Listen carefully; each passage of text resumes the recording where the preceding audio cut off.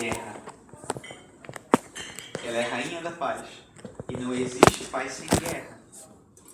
Mas a guerra que é o nosso esforço, é colocar as armas que nós temos ao nosso dispor, que são o fio de ouro, que são o esforço, a entrega de cada um, a confiança, a esperança, a fé que nós temos para buscar a verdadeira paz em Deus.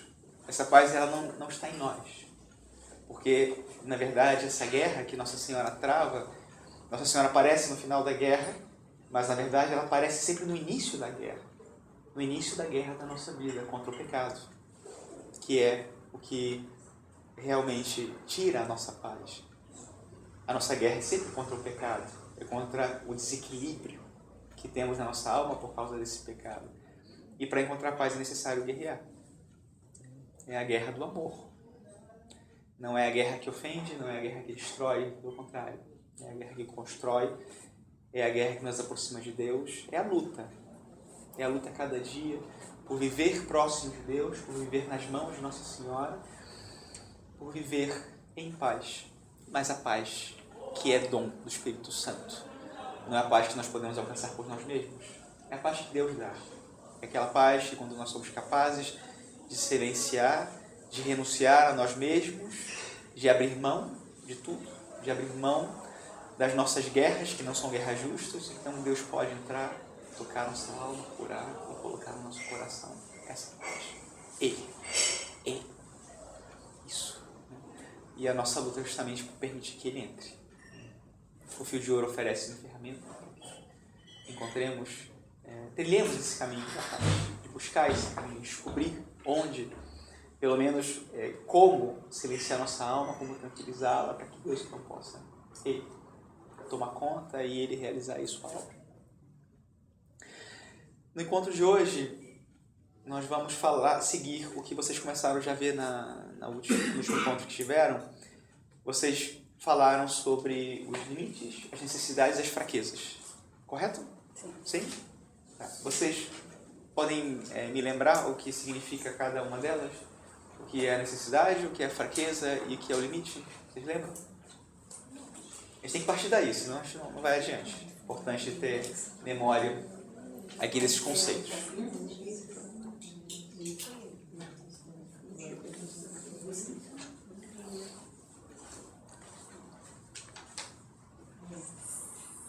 Vocês lembram?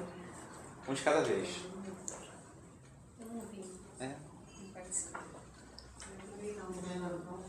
Mas ninguém veio da última vez? Ai, tinha gente aqui sentada.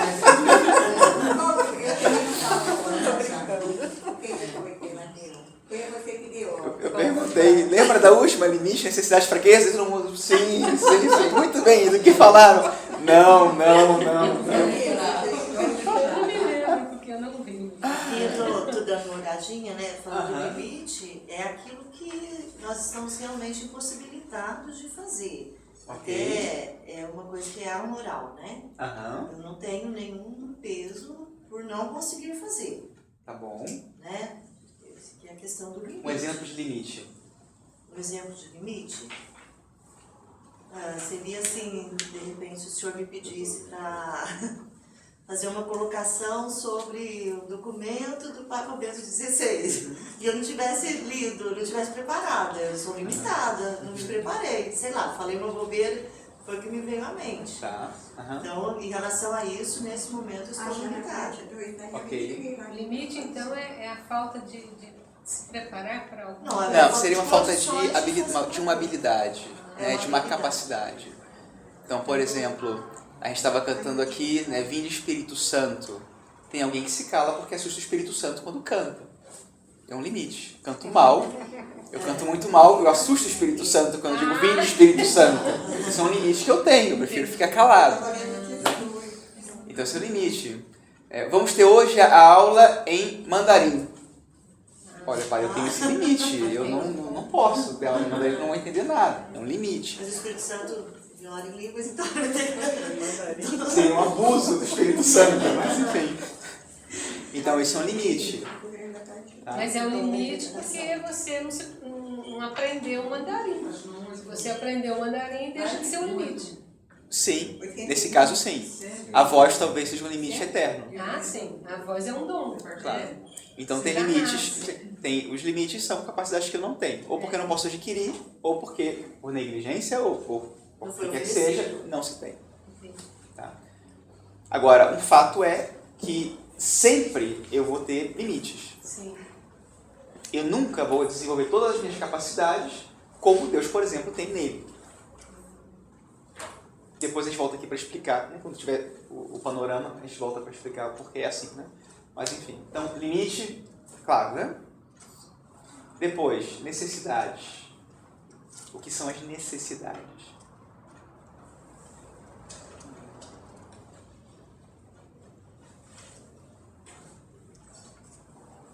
Devido às necessidades básicas, primeiro físicas, assim, comer, dormir, né? Até o caminhar, porque se eu não caminhar eu vou atrofiando. Exato. E algumas necessidades Exato. físicas. Então, para minha subsistência, eu não encontro em mim todos os elementos necessários. Eu não me basto. Se eu não me alimentar, se eu não beber, se eu não me agasalhar, eu não tenho em mim a capacidade de me manter sozinho. Eu não sou como uma bactéria no fundo de uma caverna que vive num ecossistema totalmente isolado e não precisa de um alimento, não precisa de um outro ser vivo numa cadeia para alimentá-lo, para o que quer que seja, né, para a sua subsistência. Então, eu experimento na minha vida necessidades. É uma experiência de todo mundo, né? Imagino que todos experimentem necessidades. Sim. Né? Mas, de repente alguém vai dizer, não, pai, eu tenho uma necessidade. Eu não preciso de nada. Bom, muito bem. Eu gostaria de saber como funciona. Como funciona isso. E depois, falta mais? Fraquezas. O que são as fraquezas? Inclinação para o mal. Uma inclinação para o mal. Exatamente. Essa inclinação, ao contrário das necessidades e dos limites, ela é moral. Ela inclui um aspecto moral. As fraquezas, né? As fraquezas. Porque elas me inclinam para o mal.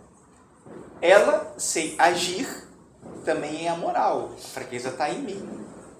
Mas, quando surge uma situação, eu atuo a minha ação. Ou ela é boa ou ela é má. Ela me aproxima do bem e da verdade, ou ela me afasta disso. Ela me leva para outro lado. Na ordem da graça, ou a minha ação, ela corrobora, ela colabora com a graça em mim, ou ela tira um pouco da graça em mim, ou tira totalmente o pecado mortal. É a fraqueza que me leva a atuar contra a graça. É a fraqueza que me afasta do bem que eu preciso. É a fraqueza, daqui a pouco ele fala sobre isso, a fraqueza é justamente o que altera dentro de mim esse equilíbrio que deveria haver para que eu sempre agisse de acordo com a minha natureza, buscando aquilo que aperfeiçoa a minha alma, que preenche. O amor de Deus é o que me preenche. A graça de Deus é o que me preenche.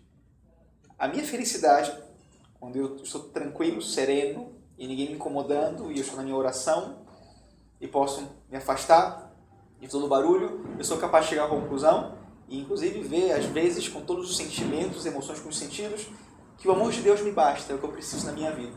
Mas basta abrir a porta, sair, encontrar com minha filha, e eu esqueci disso. Já foi. Minha paz e já foi a minha orientação fundamental. Perdi. Por que perdi? Essa fraqueza que está aí, que justamente não me permite ser forte para permanecer de acordo com minha posição fundamental. Eu já optei, sim, optei.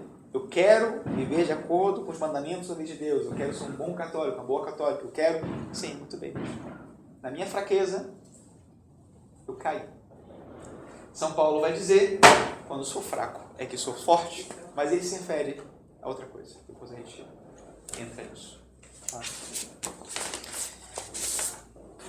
A Adriana imprimir isso é horrível. Vamos ver se eu consigo ler.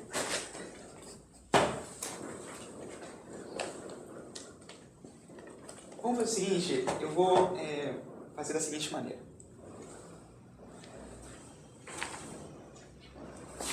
Eu vou no livro... Esse livro é seu? Sim. Presta atenção. No livro, nessa parte, são 10 capítulos. Tá? Vocês viram os capítulos 1, 2 e 3 no último encontro. Hoje, nós vamos ver os capítulos de 4 a 9, os 4 a 10. Eu vou brevemente, não, já vi que eu não consigo fazer isso, mas eu vou tentar fazer uma síntese, um resumo dos capítulos de 4 a 9. A gente vai falar um pouquinho aqui o que significa cada um desses conceitos, essas ideias que a autora coloca. E no final eu vou comentar alguns conceitos essenciais para ajudar a compreender toda essa parte do livro. Vou falar sobre conceitos essenciais, aos quais eu me referi um pouco agora, quando falava do equilíbrio interno, da capacidade de atuar de acordo com o bem, essa orientação para o bem. Eu vou explicar um pouco isso, tá? Alguns conceitos que ajudam a entender, compreender como funcionamos internamente e como podemos, então, buscar essa felicidade, buscar essa paz, depois de falar sobre esses capítulos aqui, tá? Então, no capítulo 4, que se chama Tolerância, Caridade e Misericórdia, podemos começar, voltando a esse conceito, quando sou fraco é que sou forte, um conceito paulino, que se refere à graça, e se refere ao reconhecimento dos próprios limites, das próprias fraquezas, para permitir que Deus ocupe o lugar que lhe pertence na minha vida. Na verdade, se trata de um realismo. Reconhecer que eu sou fraco, reconhecer que eu sou necessitado e que eu sou limitado é uma constatação. Isso está presente na minha vida. Seria muito estranho que alguém dissesse não. Eu me lembro uma vez, na televisão, estava assistindo, era uma entrevista com um dirigente de futebol, e não sei o que ele tinha feito, o que ele tinha roubado para o rolo, que a repórter perguntou, mas o senhor não se arrepende disso? E aí ele falou para ele, não, eu nunca me arrependo. Você fala, nossa, gente, uma pessoa que nunca se arrepende, ou é porque nunca erra, poderia dar-se, não sei, nem sei, eu acho que não poderia dar-se, mas talvez essa pessoa especial, ou é uma pessoa que não é capaz de reconhecer o que é, o que faz, o que é uma verdadeira tristeza, uma pessoa que vive escrava de uma aparência, de ter que esconder o que traz dentro, na sua própria natureza. E aqui justamente o que nós buscamos é o oposto disso. É uma libertação através de um encontro com a verdade. A verdade vos fará livres, São João. Esse encontro com a verdade é o que liberta. A verdade está sempre presente. Eu posso confutar a verdade, eu posso não querer a verdade, mas ela vai estar sempre presente. E muitas vezes o sofrimento vai vir do não reconhecer a verdade. Esse é todo o problema, muitas vezes.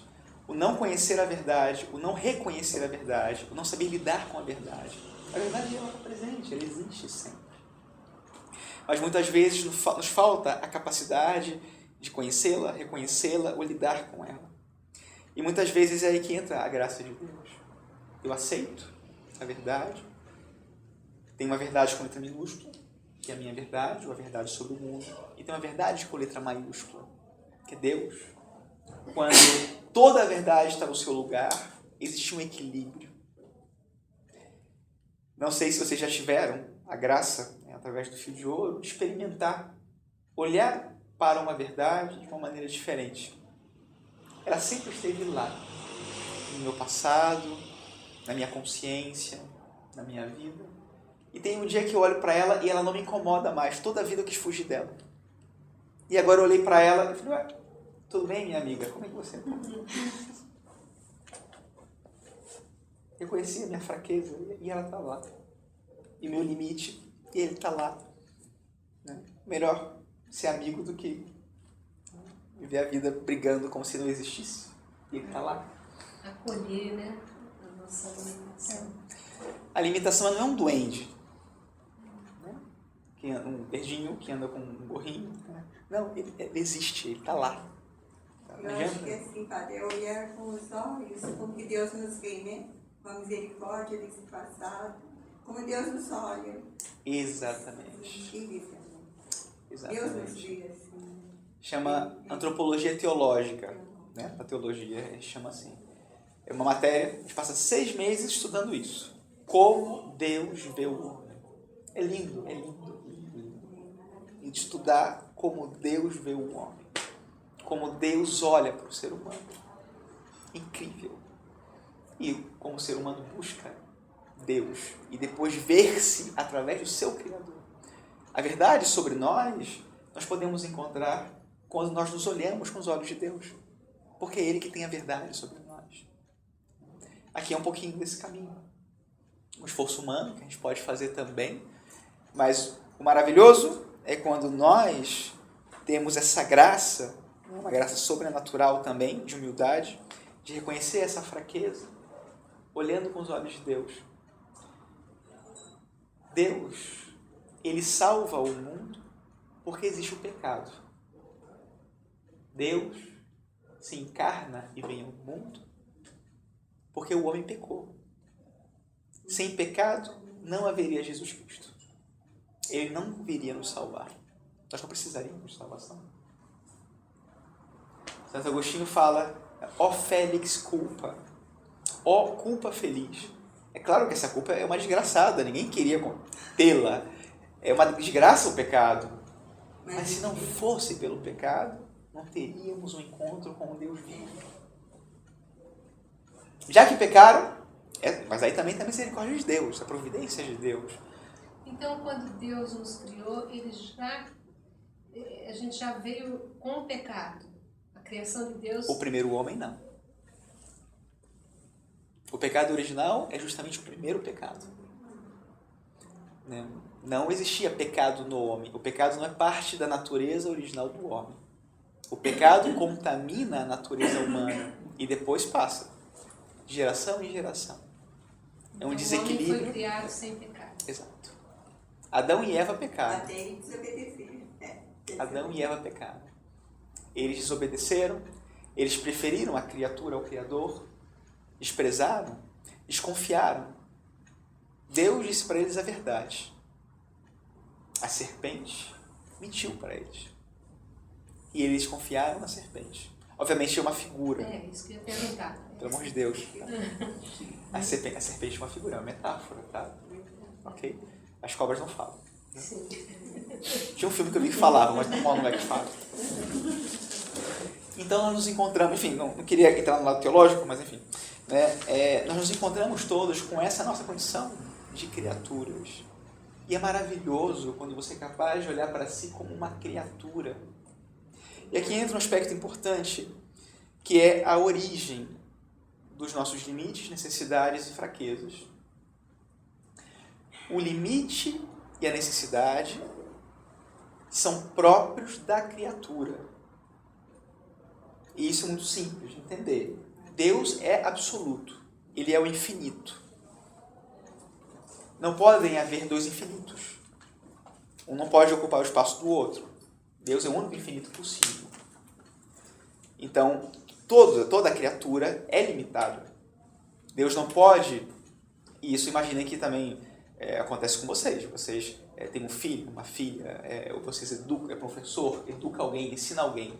Você nunca passa para o outro toda a sua bondade. Todo o bem que você tem em si, todo o seu ser, você não pode transmitir para o outro. Você pode transmitir parte.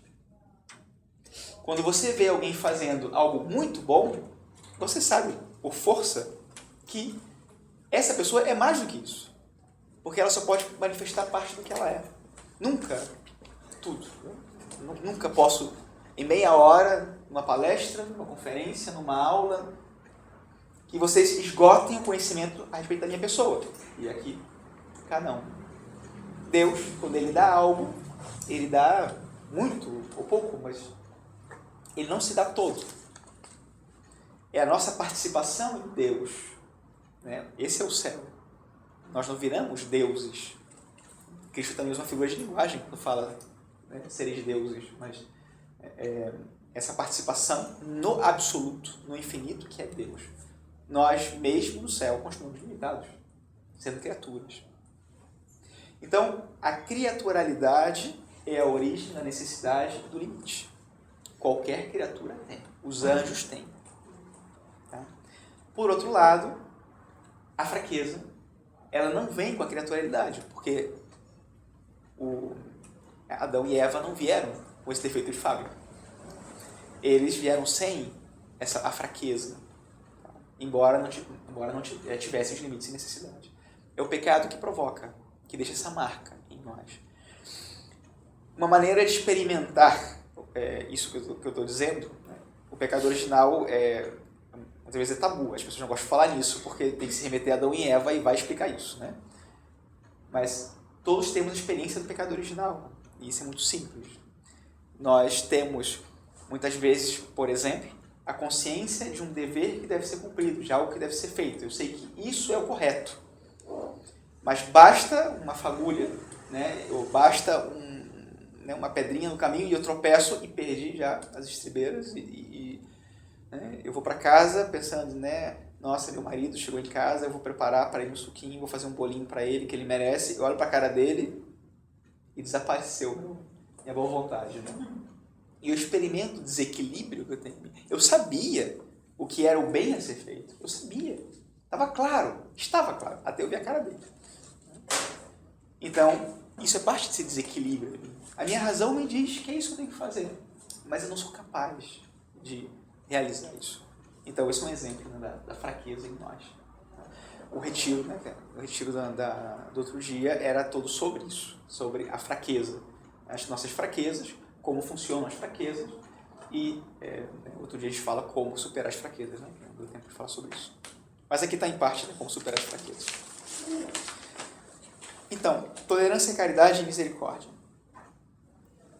Somente quem se possui a si mesmo é capaz de doar-se, de perder-se pelo outro, que está em condições de amar. Essa ideia está no livro. Isso aparece em alguns momentos. Vocês já leram o livro, já encontraram essas ideias de maneiras diferentes, né, que a Maria me vai colocando e vai falando. Esse é um conceito de verdadeira liberdade. No final, eu vou falar de novo sobre o conceito da liberdade, mas aqui a gente encontra, sem que seja uma definição clássica, mas aqui a gente está falando de uma pessoa livre. A pessoa que é capaz de pegar a sua vida nas mãos e fazer o que quer com esse seu ser, e nesse caso ela fala do amor, da doação, da entrega. Essa é uma pessoa livre. Eu não sou livre quando eu chego em casa e grito com meu esposo e queria fazer o bolinho para ele, um cafezinho.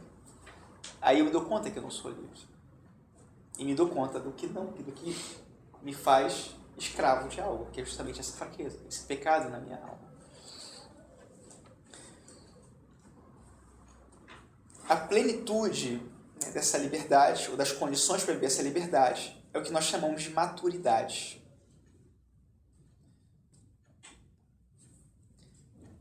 A autora, aqui nesse capítulo, ela fala do amor e de 3 maneiras de viver o amor. Isso está na página 216. Isso, 216. Obrigado. Então aí, ela apresenta essas 3 maneiras de viver o amor. O primeiro, né, a primeira maneira de viver o amor, ela apresenta logo a primeira maneira, a negativa, né? Ela fala do amor egoísta. Na verdade, é uma contradição, amor egoísta, porque ou é egoísmo ou é amor. O amor é a entrega, o amor, a busca do bem de uma maneira ordenada. O egoísmo é justamente a negação disso. A gente fala do egoísmo como o amor desordenado por nós mesmos. Eu, na busca da minha satisfação, da minha felicidade, abstraio de todos os princípios morais, de todo o bem que se pode fazer do bem do outro, para buscar o bem só para mim. O que, na verdade, é um engano, porque esse é um bem só para mim. Não é bem. É egoísmo. Isso. O segundo amor é o amor generoso. O amor pelo outro. O outro realmente como uma pessoa e a busca do bem dessa pessoa, apesar das deficiências dele. Inclusive aquelas deficiências, aqueles limites, fraquezas que me incomodam. Meu esposo ronca. E amar sem ser amada, né? Muitas vezes sim. Muitas vezes Isso é sim. verdadeiro que Jesus fala, né? Nesse caso aqui, o retorno do outro, digamos que esse amor independe do retorno do outro. A minha entrega pelo outro, independente do que ele pode fazer por mim. Eu não sei se o meu filho um dia vai poder me retribuir tudo que eu fiz como mãe. Eu lhe digo agora, não vai. Mas mesmo assim você faz. Não, amor generoso, de entrega, não está buscando nada em troca. Claro, esse amor ele pode adoecer também. E a mãe ela pode se tornar super protetora, dominadora, querer que o filho faça aquilo que ela sonhou para ele, porque você sonhou seu filho para que fosse feliz. E isso expõe liberdade. É ele que tem que fazer o caminho dele, com ajuda, com todo o amparo. Né? E depois o terceiro amor seria um amor sublime. É um dom de Deus. Deus realmente presente nesse amor, presente na nossa alma e amando com o nosso coração. Seria um amor teologal, além do humano. É como pegar o nosso coração e colocar no coração de Deus para que Ele ame com o nosso coração. Ou deixar que Ele entre, ocupe, né, nosso coração e ame através de nós. Esse é o amor teologal. É o que nos liberta, né? É o amor que nos liberta, esse amor. Sentir a presença, que nos libertar de tudo. Esse é o amor perfeito. Né? É querer o que Deus quer, amar o que Deus ama. Mas não é só porque me disseram que Deus gosta disso e eu faço. Não é isso, não é só isso. É Deus realmente, Deus me movendo. Deus movendo a engrenagem do meu coração, Deus atuando em mim. Depois tem questões teológicas, como isso acontece, se ele move as emoções, se ele move as faculdades, enfim, isso é outra história. O fato é que é Deus amando em mim. E claro, isso supõe um estado de graça. É justamente o que nós perdemos com o pecado mortal. Na ausência do pecado mortal, esse amor não é possível, porque Deus não está presente na alma. Tá? Naquele domingo, né?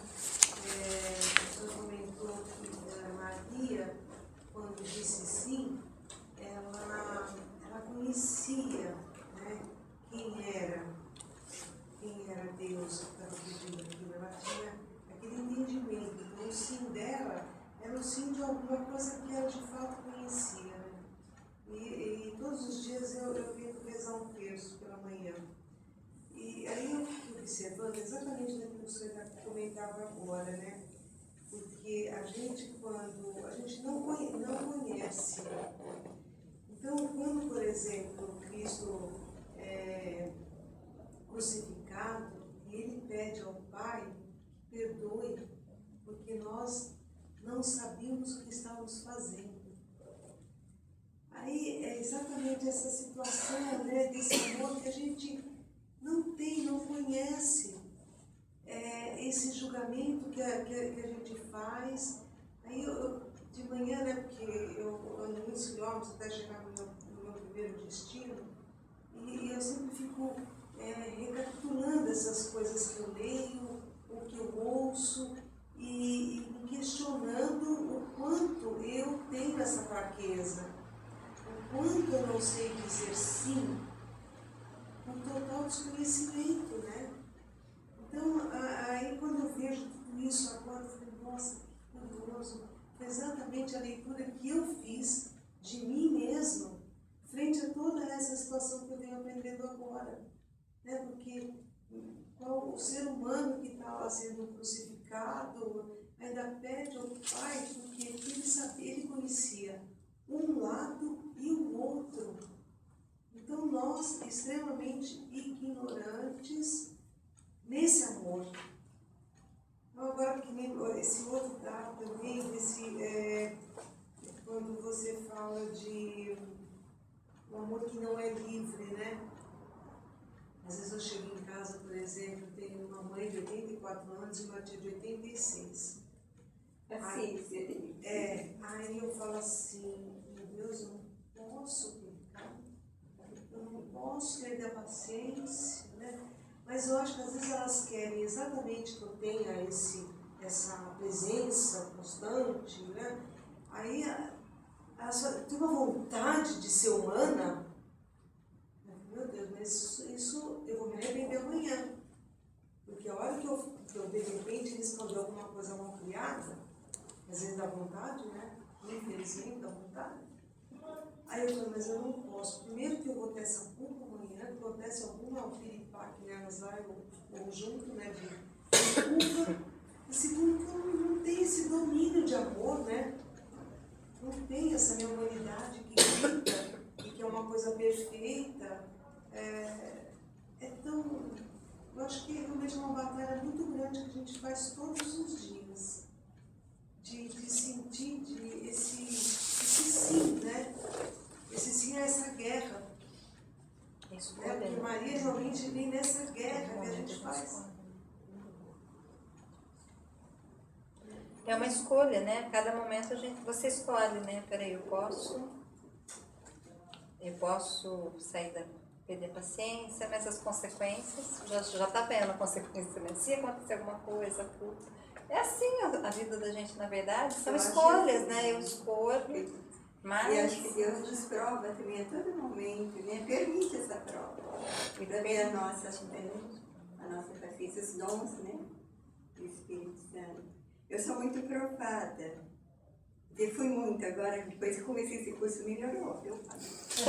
Comecei a meditar e pensar diferente.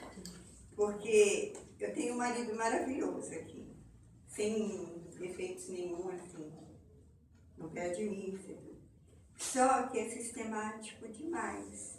Então, tudo que aquilo que o senhor falou foge do equilíbrio, às vezes sai, né? Você tem que ser equilibrado. Mas se você é de mais ou de menos, a gente acaba perdendo a paciência. Então, se for, assim, às vezes fala alguma coisa e eu respondi. Então, nessa coisa, o que causa? Atrito, né? Então, eu comecei a agir como Maria. Maria não guardava tudo no silêncio do coração e meditava, né?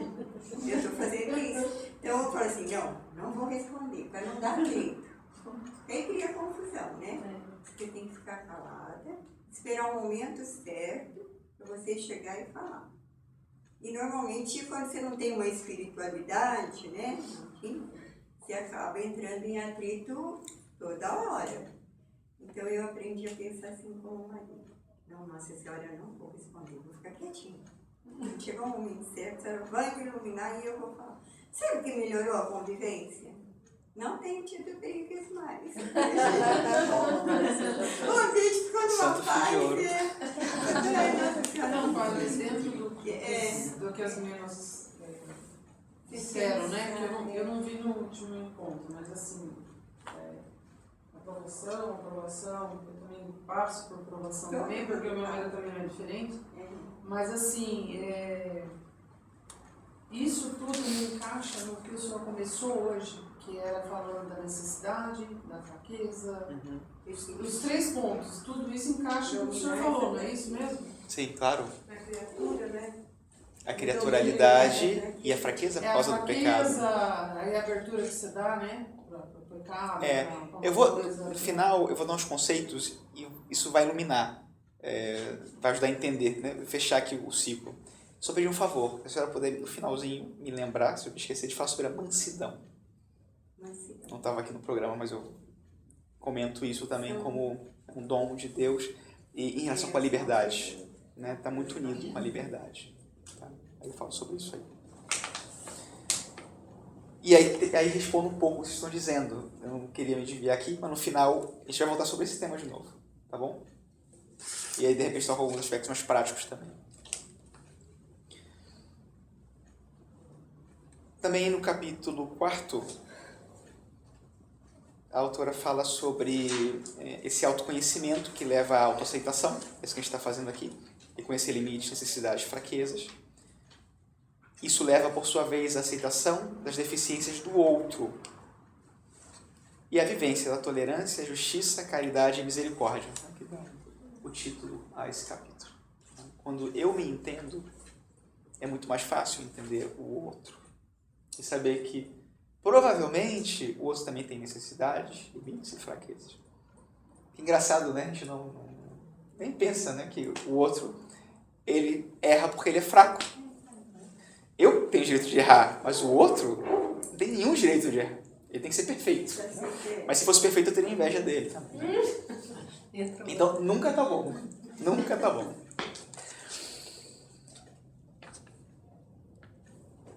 Depois se vocês quiserem ler na página 223, tem alguns exemplos da vivência da caridade. Isso pode ilustrar, ajudar ele um pouco como viver a caridade no dia a dia.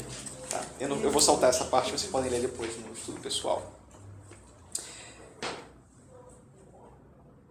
Nos próximos capítulos, que seguem uma dinâmica diferente desse capítulo 4, são apresentadas realidades da nossa humanidade, mas sempre relacionadas, tomando como ponto de referência a humanidade de Jesus. Quando a gente falava aqui da antropologia teológica, desse ver o homem, ver o ser humano, vermos a nós mesmos através dos olhos de Deus, quando Deus olha para o ser humano, ele vê Jesus Cristo. Esse é o ideal de homem, de mulher, de ser humano. Quando a gente fala, eu erro porque eu sou muito humana. Não, você erra justamente porque falta humanidade em você. Porque falta perfeição a essa humanidade. A humanidade plena, perfeita, encontramos em Jesus Cristo. E ele não erra. Em Nossa Senhora, sem mancha. Claro, você entende que é uma figura de linguagem. Você entende, né? Padre, eu errei, eu sou humana. Sim, entendo que você é humana. Humana, né, com a natureza humana ferida pelo pecado. A gente entende isso, né? Mas é interessante entender que a plenitude da humanidade é o próprio Cristo. Quando Deus olha para nós e nos vê com as nossas debilidades, Ele sonha com fazermos semelhantes a Jesus Cristo. Temos a imagem de Deus em nós e o sonho de Deus é que sejamos essa semelhança perfeita de Deus. Tá? Por isso Deus nunca deixa de sonhar conosco. Somos nós muitas vezes que desistimos dos nossos sonhos, né? E da vitória, né? Da felicidade, de encontrar um caminho, de encontrar paz na nossa vida. Então, olhando para Jesus Cristo, a gente vai vendo como, né, a gente vai de novo olhando para a própria vida, a gente vê como Jesus Cristo, Ele, sendo Deus, escolheu nascer num lugar, nascer de uma mulher, nascer com limitações próprias da natureza humana, nascer no meio de uma série de dificuldades. Ele não escolheu o melhor hospital da região, ele não escolheu o lugar mais quentinho para nascer, ele não escolheu, de repente, as pessoas mais inteligentes para serem os pais dele. Os critérios que nosso Senhor usa são diferentes dos nossos critérios. Mas percebemos nele uma humanidade como a nossa. Por que é igual? Por que é diferente? O que muda aqui?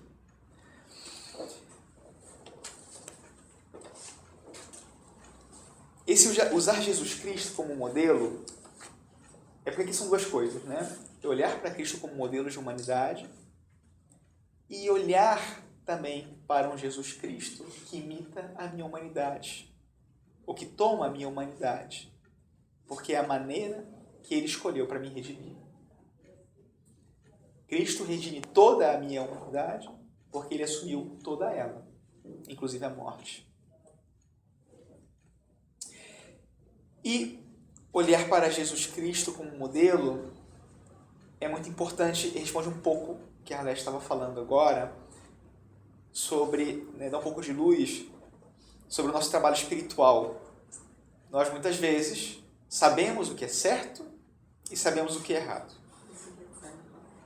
E aí a gente vai colocar foco no que é errado. Não posso fazer isso. Não posso pecar. Não posso cair aqui. Eu já sei que eu sou fraca e tenho... Imaginem um equilibrista caminhando sobre a corda e olhando para a corda. O que vai acontecer? Ele vai explicar assim. Para onde que ele tem que olhar? Ele tem que colocar o foco na meta. A meta é Jesus Cristo. a meta como ideal. Como Jesus Cristo ama, assim eu tenho que amar. Esse é o ponto de referência, como ser humano. Pedro na barca, nosso Senhor aparece, é um fantasma, cuidado, ele diz, não sou eu, se é você, me manda ir a ti. Muito bem, então vem. Pedro salta do barco e começa a andar pela água, ele está andando sobre a água, o que acontece? Ele afunda. Por que Pedro afunda? Ele tirou os olhos, olhou para si mesmo, ele perdeu o foco. Ele quis confiar em si mesmo, ele olhou só para suas limitações. Nós temos mais limitações do que perfeições, ou temos muitas limitações e atrapalham muitas perfeições. Olha para Cristo, aí está toda a perfeição, e aí está a graça, e aí está aquele que pode me levar ao Pai e à perfeição. Não eu sozinho, não eu por mim mesmo. O trabalho espiritual, o foco tem que ser Jesus Cristo. Se servir de ajuda, quando vocês forem fazer PVP, né? Que chama? É o PVP, e aí vocês, né, colocam defeitos, sabe? Vocês vão colocar um ponto de referência, uma meta, um objetivo no trabalho espiritual de vocês. Olhem para Cristo como modelo desse objetivo, desse ideal. Como Jesus Cristo encarnou isso, como ele viveu isso. Esse é o ponto de referência, não é outro. Tá? E esse é um ideal ao qual eu devo tender com a graça de Deus. Devo tender, Deus quer que eu tenda a isso. A perfeição para mim é isso, eu tenho que chegar lá. Mas Jesus Cristo é o modelo, além de ser aquele que vai me levar a isso. Tá? Não perder o foco, isso é muito importante. Né? Eu sei que não basta dizer uma vez, é bom ter isso gravado, é bom ter isso escrito. Sempre, não perder o foco, nunca perder o foco. Porque na hora que tudo fica escuro, é difícil. É difícil lembrar que existe um foco, que tem uma meta, que tem um ideal. É difícil. Os Reis Magos, eles saíram atrás de uma estrela, mas, gente, eles passaram anos caminhando atrás da estrela e teve dia nublado, teve chuva, nevou, teve dia frio, tinha dia que não dava para ver a estrela. Mas eles diziam, não dá para ver a estrela, então a estrela não existe, eu não posso ver. Não. Eu vim aqui, estou dando minha vida por isso, a estrela está lá, mesmo que eu não veja. Continuar seguindo a estrela.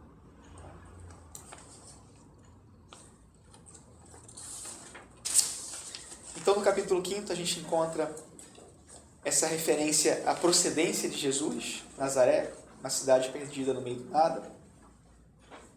Não existe um lugar pior ou melhor para nascer.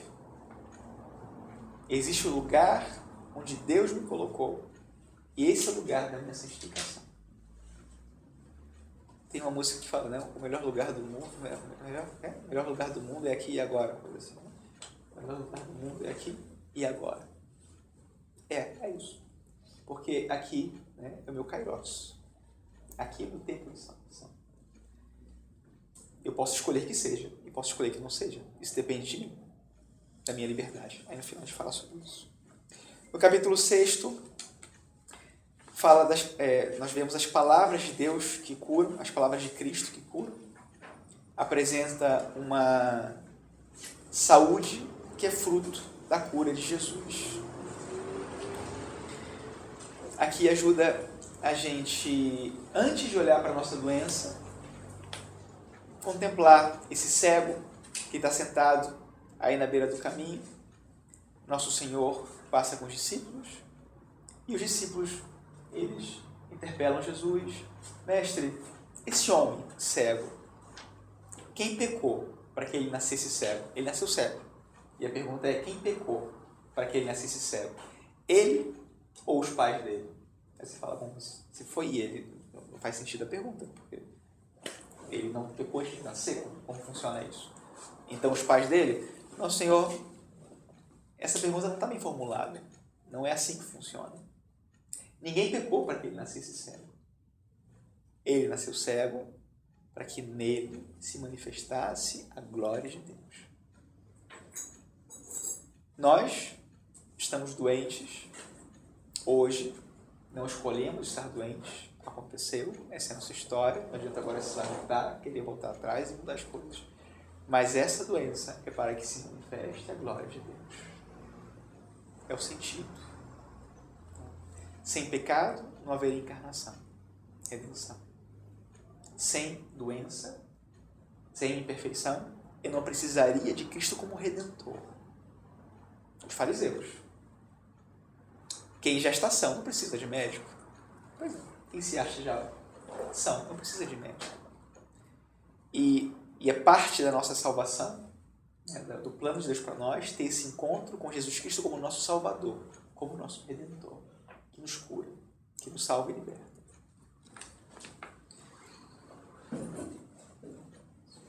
Semana passada, preparando isso, eu vi uma frase do Winston Churchill que achei interessante e pode seja um pensamento humano, ajuda também no aspecto espiritual, colocando a fé. O pessimista vê em toda oportunidade uma dificuldade. O otimista vê em toda dificuldade uma oportunidade. A fé é a chave para vermos o momento difícil como um momento favorável. Tem um livro que eu gosto muito, se ajudar alguém depois para a oração, chama Meditações sobre a Fé. É do padre Tadeus, e um sobrenome impronunciável, não sei como se fala. Acho que ele é polonês. Muito bonito e fala sobre a visão de fé na nossa vida. Como, na nossa vida, olhar para tudo com o olhar da fé. Muito interessante. Eu gosto de ver sobre Tadeus do quê? No final me lembra? Eu tenho aqui o anotado. A fé que ajuda a ver de uma maneira realista o ser humano. Muito do que nós somos, nós não podemos ver com os olhos humanos. E é a fé que coloca a luz para que compreendamos toda a realidade e toda a verdade. Ser realista passa por crer, por ser uma pessoa de fé. Depois, no capítulo 7º, se fala da cultura, os valores, os conceitos próprios dessa cultura, os estilos de vida, modos de pensar, de ver o mundo. Nós nascemos também numa cultura, somos condicionados por uma cultura, pensamos de acordo com o que nós aprendemos numa cultura, seja uma cultura macro, no país ou de uma sociedade, seja uma cultura mais micro, da minha família, do lugar próprio da minha rua, do lugar de onde eu venho, que tem uma incidência na minha vida, que influencia a minha maneira de pensar. Quantos conceitos que eu tenho, de uma maneira tão inconsciente, são princípios de ação para mim. Por exemplo, tem muitos ditados, expressões que nós usamos às vezes, e às vezes parece que aquilo é... Às vezes com seminaristas, né? Estou falando alguma coisa, assim, dando princípios de ação, ou falando sobre valores, e de repente alguém fala, padre, mas olha só, não é verdade que... deixa eu ver se eu lembro de alguma... não é verdade que... Bom, tem uma que as pessoas repetem muito que não se leva desaforo para casa. Eu não levo desaforo para casa. E isso é um valor, não levar desaforo para casa. Mas que valor é esse? Está no Evangelho isso? Foi o nosso Senhor que disse. Isso é evangélico e tem a ver com a caridade, mas muitas vezes é o valor que nós trazemos, sem pensar. Porque, por um lado, nós somos capazes de afirmar que é necessário dar outra face, mas na hora que alguém falou alto, não leva o desaforo para cá. E isso está arraigado na nossa alma, assim. E assim, muitas coisas que nós trazemos e que subentendemos como um bem, uma verdade, algo que está lá, e agimos assim. Mas, na serenidade, falamos, é verdade, mas olha, que desaforo esse que eu estou levando? Meu orgulho ferido?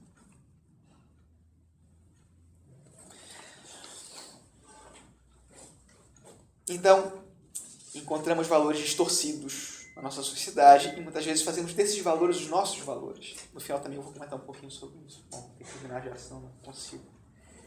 No capítulo 8º, se fala sobre a criatividade como expressão do amor.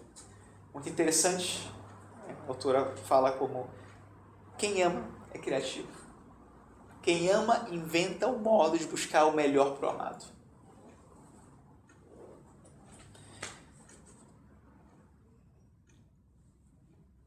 Depois do capítulo 9, fala sobre as carências afetivas. É um capítulo importante. As carências afetivas, elas estão na origem de 99% do nosso sofrimento, ou 100%. Aquilo que nós não temos e que às vezes sofremos porque não temos. Não é que nós soframos porque não tenhamos, nós sofremos porque somos conscientes de não ter. E alguém é culpado por isso. E alguém tem que pagar por isso. Gente, a carência está aí. Quer queira, quer não.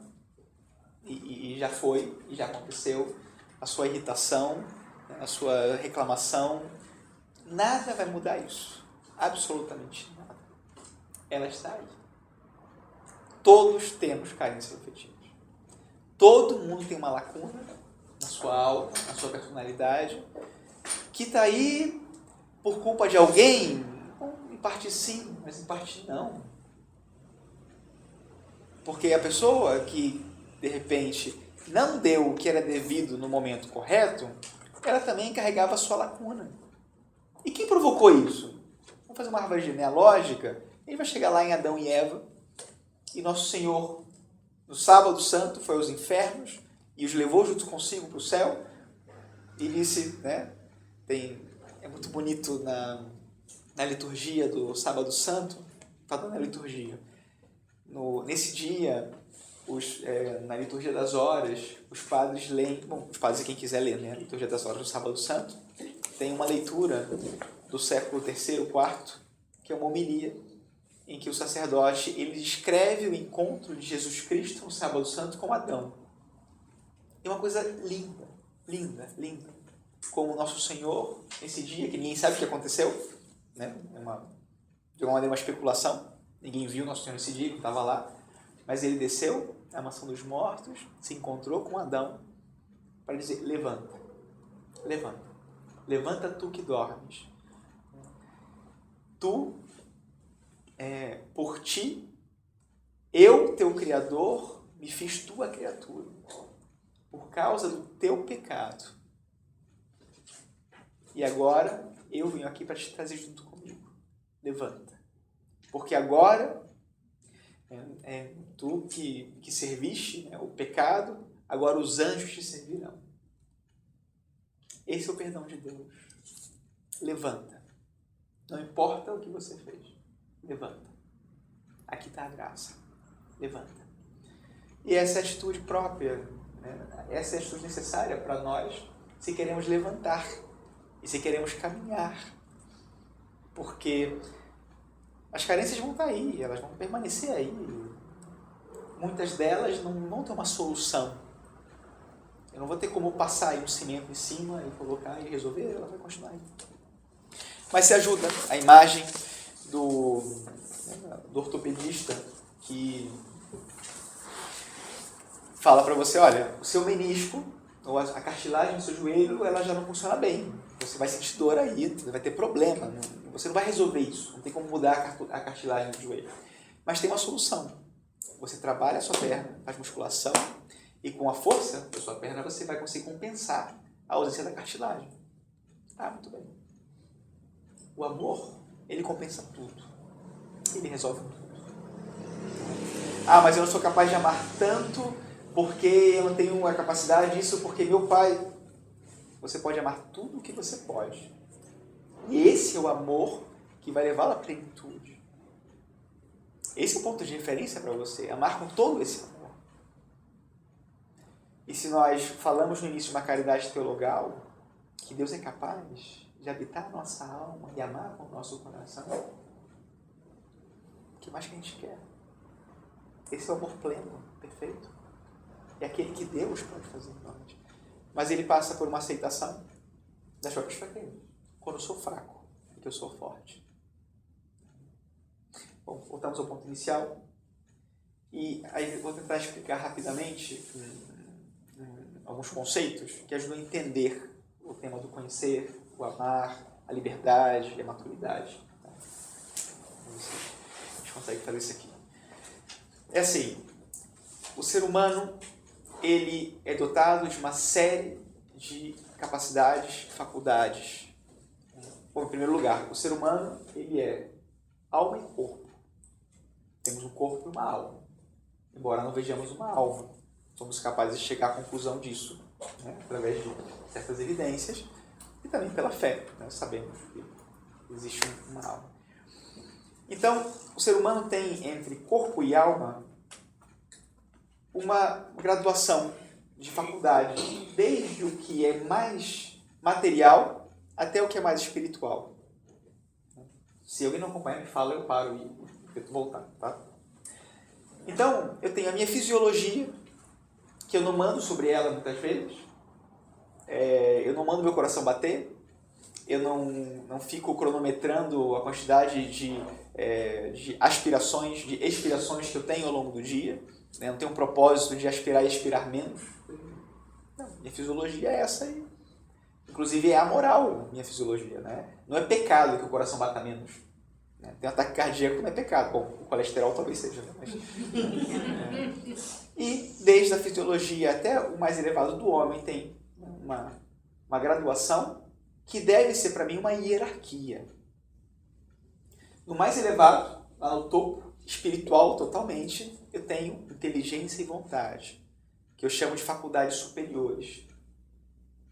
Tenho faculdades mais inferiores, com a minha imaginação, a minha memória, o que a gente chama de sentido comum, que reúne o que chega pelos sentidos. Mais embaixo ainda eu tenho sentidos, um pouco acima do sentido eu tenho sentimentos, tenho emoções. E tudo isso me influencia na minha vida, tudo isso toca de uma maneira e me oferece informação para a minha inteligência, para que eu conheça, e me oferece também discernimento ou algum tipo de influência na minha vontade para que eu haja. Eu toco o livro e, pelo meu tato, pela minha visão, entra uma informação que me ajuda a conhecer algo. Essa informação, ela me leva depois a atuar. Eu vejo o livro e digo, nossa, que interessante isso, vou começar a ler. Então, minha vontade me levou a atuar. Então, nas faculdades superiores, inteligência e vontade, eu tenho, primeiro, a inteligência. A inteligência e a vontade são as que levam o ser humano à perfeição, também humanamente falando. O que elas querem todo o tempo é me levar a essa perfeição, mas da seguinte maneira: elas trabalham em conjunto. A inteligência conhece, a vontade quer.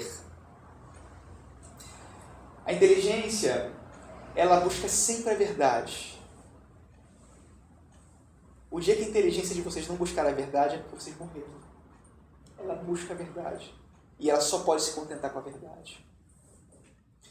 E aí ela diz para a vontade o que é a verdade. Só que a verdade, a vontade, ela não entende a verdade, ela entende bem. A inteligência se inclina pela verdade, por conhecer.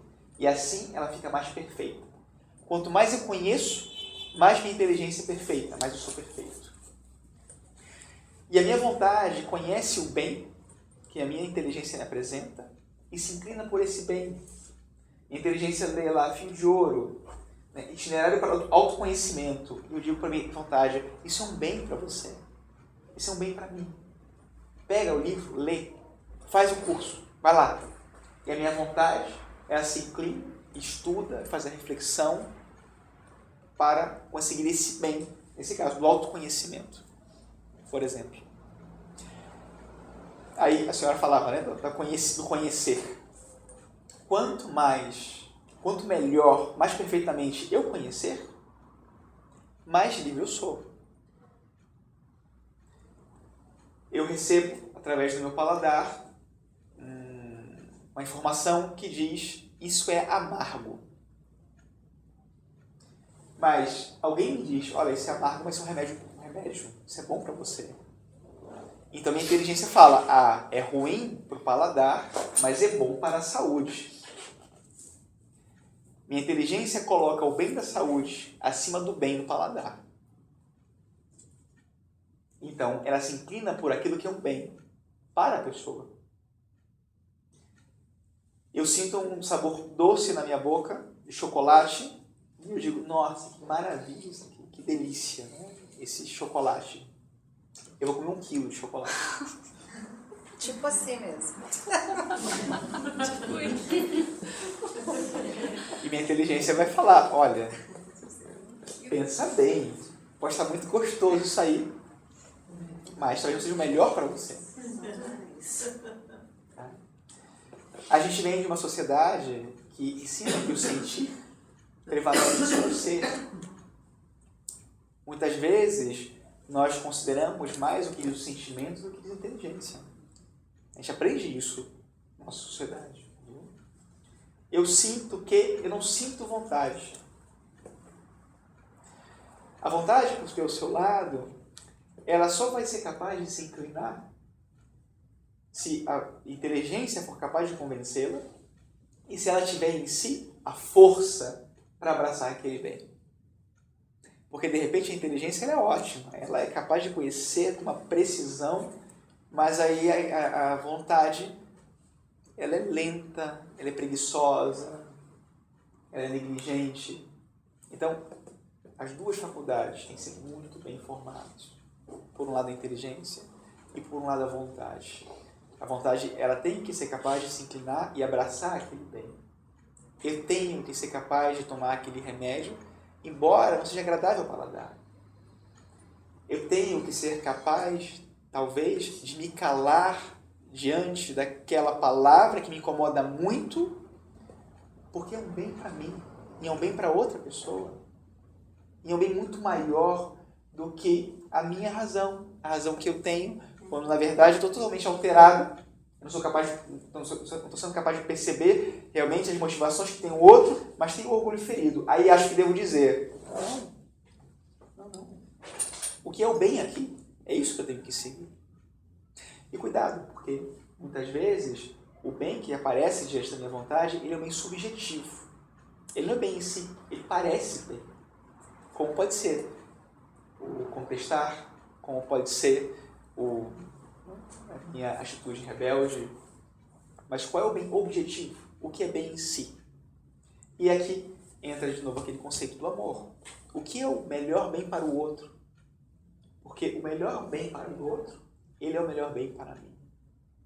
Aquele bem que é melhor para mim antes, ignorando o bem do outro, ele não é o melhor bem para mim.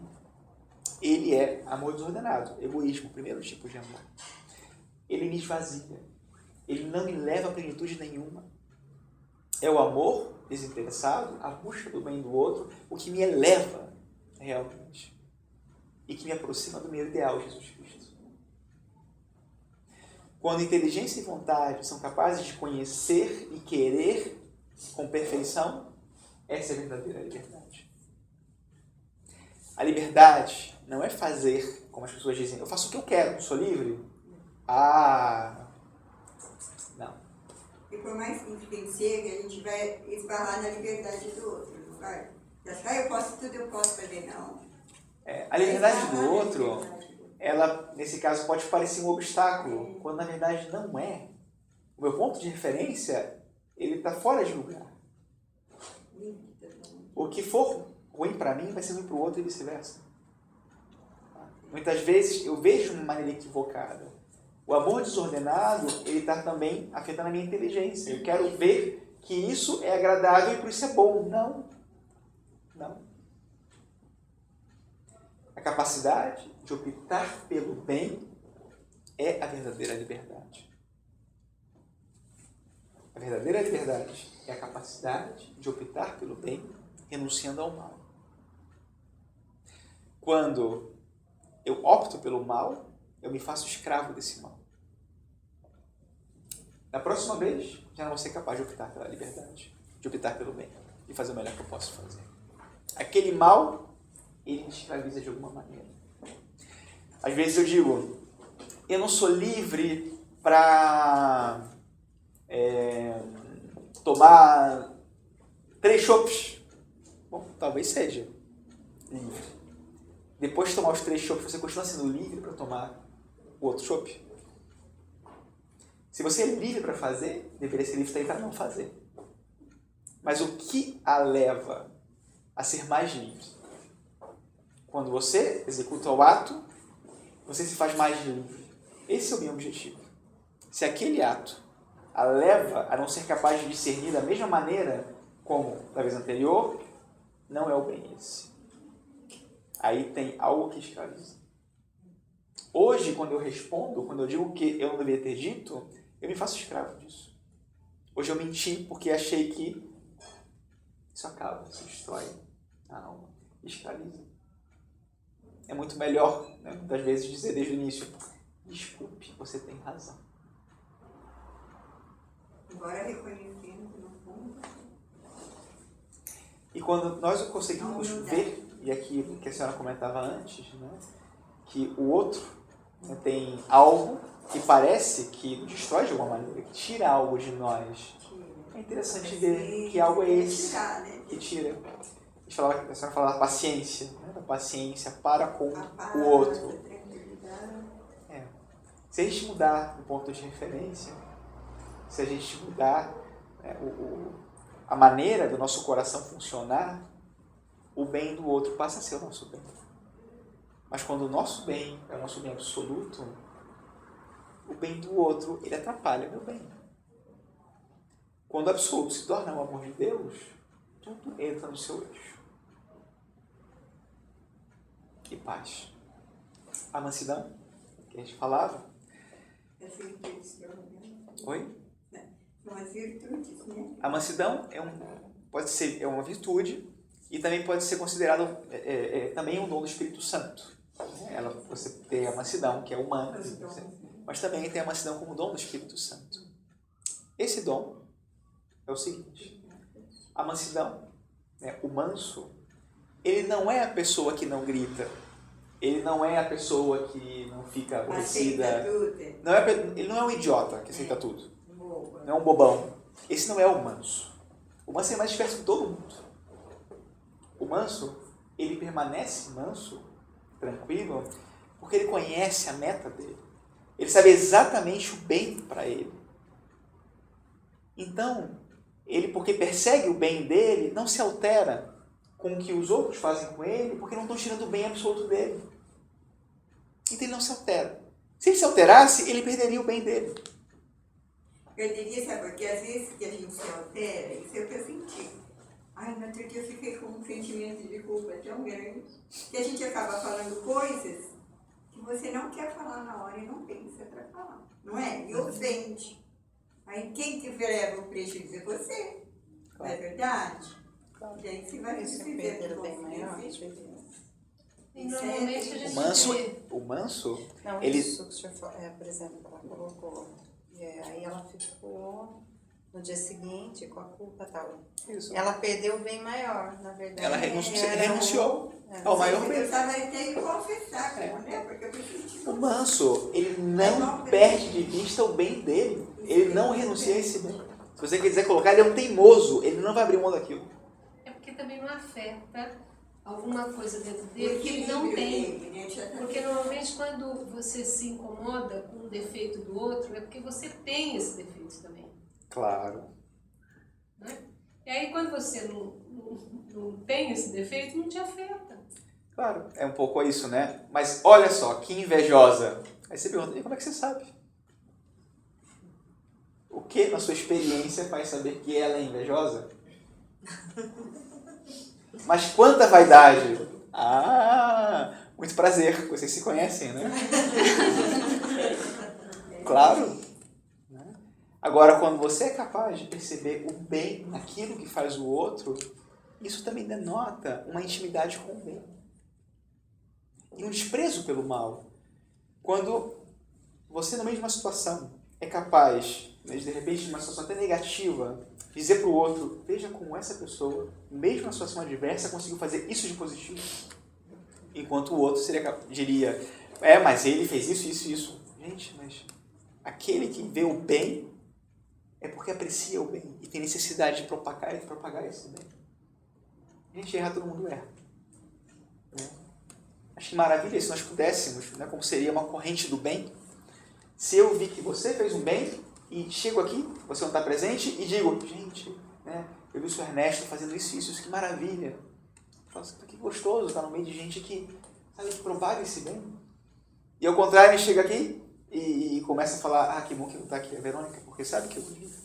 Gente, sabe, mas o nosso ex-diretor-geral, né, da congregação, faleceu, né, agora faz 2 anos, Padre Álvaro, que Deus o tem, era uma pessoa que era maravilhoso você estar na presença dele.